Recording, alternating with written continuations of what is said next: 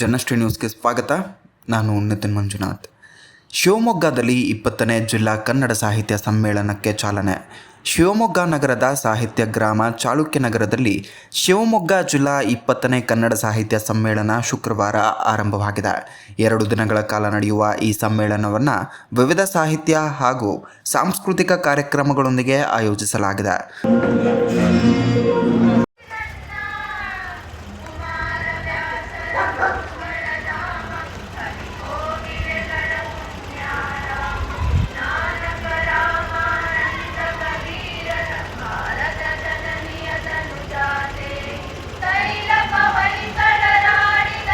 ಸಮ್ಮೇಳನದ ಅಧ್ಯಕ್ಷರಾಗಿ ಲೇಖಕಿ ವಿಜಯಲಕ್ಷ್ಮಿ ಅವರು ಕಾರ್ಯನಿರ್ವಹಿಸುತ್ತಿದ್ದು, ಕಾರ್ಯಕ್ರಮದ ಅಧ್ಯಕ್ಷತೆಯನ್ನು ಕನ್ನಡ ಸಾಹಿತ್ಯ ಪರಿಷತ್ತಿನ ಶಿವಮೊಗ್ಗ ಜಿಲ್ಲಾ ಅಧ್ಯಕ್ಷರಾದ ಡಿ ಮಂಜುನಾಥ್ ಅವರು ವಹಿಸಿದ್ದಾರೆ.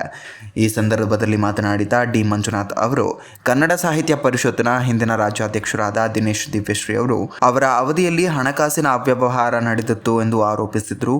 ಈ ಸಂಬಂಧ ಕರ್ನಾಟಕ ರಾಜ್ಯಾದ್ಯಂತ ಹೋರಾಟ ನಡೆಸಿ 16 ಪ್ರಕರಣಗಳನ್ನು ದಾಖಲಿಸಿದ್ದೇವೆ. ಅದರಲ್ಲಿ 15 ಪ್ರಕರಣಗಳಲ್ಲಿ ನ್ಯಾಯಾಲಯ ನಮ್ಮ ಪರವಾಗಿ ತೀರ್ಪು ನೀಡಿದೆ ಎಂದು ಅವರು ಹೇಳಿದ್ದಾರೆ. ಈ ವೇಳೆ ಪ್ರತಿ ವರ್ಷ ಫೆಬ್ರವರಿಯಲ್ಲಿ ನಡೆಯುವಂತಹ ಜಿಲ್ಲಾ ಸಾಹಿತ್ಯ ಸಮ್ಮೇಳನವನ್ನು ಈ ಬಾರಿ ಮಾರ್ಚ್ ತಿಂಗಳಲ್ಲಿ ನಡೆಸಲಾಗುತ್ತೆ. SSLC ಹಾಗೂ PUC ಪರೀಕ್ಷೆಗಳ ಹಿನ್ನೆಲೆಯಲ್ಲಿ ಶಿಕ್ಷಕರು ಪರೀಕ್ಷಾ ಕರ್ತವ್ಯಗಳಲ್ಲಿ ನಿರತರಾಗಿರುವಂತಹ ಕಾರಣ ಈ ಬಾರಿ ದಿನಾಂಕ ಬದಲಾವಣೆ ಮಾಡಲಾಗಿದೆ ಎಂದು ತಿಳಿಸಿದ್ದಾರೆ. ಹಣಕಾಸು ಅವ್ಯವಹಾರ ಆರೋಪಗಳ ಹಿನ್ನೆಲೆ ಸರ್ಕಾರದಿಂದ ಅನುದಾನ ದೊರಕುವ ಕಾರಣ ಈ ಬಾರಿ ಸಮ್ಮೇಳನವನ್ನು ಸದಸ್ಯರು ಹಾಗೂ ದಾನಿಗಳ ಸಹಕಾರದಿಂದ ಆಯೋಜಿಸಲಾಗಿದೆ ಎಂದು ಡಿ ಮಂಜುನಾಥ್ ಅವರು ತಮ್ಮ ಭಾಷಣದಲ್ಲಿ ಹೇಳಿದ್ದಾರೆ. ನಮಗೆ ಬಹಳ ಜನ ಇಲ್ಲ ಸರ್, ಪ್ರತಿ ವರ್ಷದ ಸಮ್ಮೇಳನ ನಡೀಬೇಕು. ಈಗಾಗಲೇ 4 ಸಮ್ಮೇಳನ ಮಾಡಿದ್ದೀವಿ. ಎಲ್ಲ ಸಮ್ಮೇಳನಗಳು ಕೂಡ ಅನೇಕ ಪ್ರತಿಭೆಗಳಿಗೆ ಬೆಳಕು ಚೆಲ್ಲುವಂತಹ ಒಂದು ಕಾರ್ಯಕ್ರಮ ಆಗಿತ್ತು. ಹಾಗಾಗಿ ಈಗಲೂ ಮಾಡೋಣ ಅನ್ನುವಂತಹ ಸಲಹೆಯನ್ನು ನೀಡಿದರು. ಆದರೆ ತಮಗೆಲ್ಲ ಗೊತ್ತಿದೆ, ಸುಮಾರು ಒಂದು 6 ತಿಂಗಳಿಂದ ಕೇಂದ್ರ ಸಾಹಿತ್ಯ ಪರಿಷತ್ತಿನ ಅಧ್ಯಕ್ಷರು ಮಾಡಿದಂತಹ ಅವ್ಯವಹಾರವನ್ನು ಕುರಿತು ನಾವೆಲ್ಲ ಚಳುವಳಿಯನ್ನು ಮಾಡಿದ್ದೇವೆ. ಸನ್ಮಾನ್ಯ ಹಿರಿಯರಾದ ಸಮಾಜವಾದಿ ನಾಯಕರಾದ ಪಿ ಪುಟ್ಟಯ್ಯನವರು ಇಲ್ಲಿ ಉಪಸ್ಥಿತರಿದ್ದಾರೆ.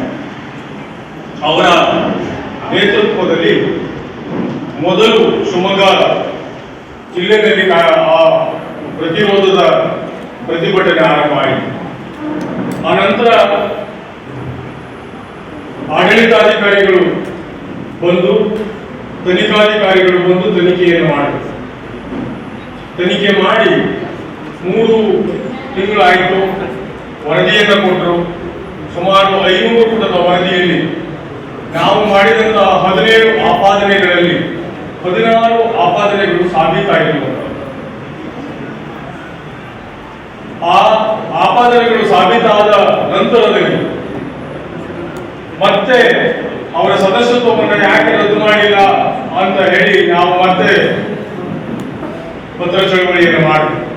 ಈ ಎಲ್ಲ ಕಾರಣಗಳಿಂದಾಗಿ ಪ್ರತಿ ವರ್ಷ ಫೆಬ್ರವರಿಯಲ್ಲಿ ನಡೀತಿದ್ದಂತಹ ಸಮ್ಮೇಳನ ಈಗ ಮಾರ್ಚ್ನಲ್ಲಿ ಅನಿವಾರ್ಯವಾಗಿ ಈ ಕಾರ್ಯಕ್ರಮವನ್ನು ವ್ಯವಸ್ಥೆ ಮಾಡಿದ್ದೇವೆ.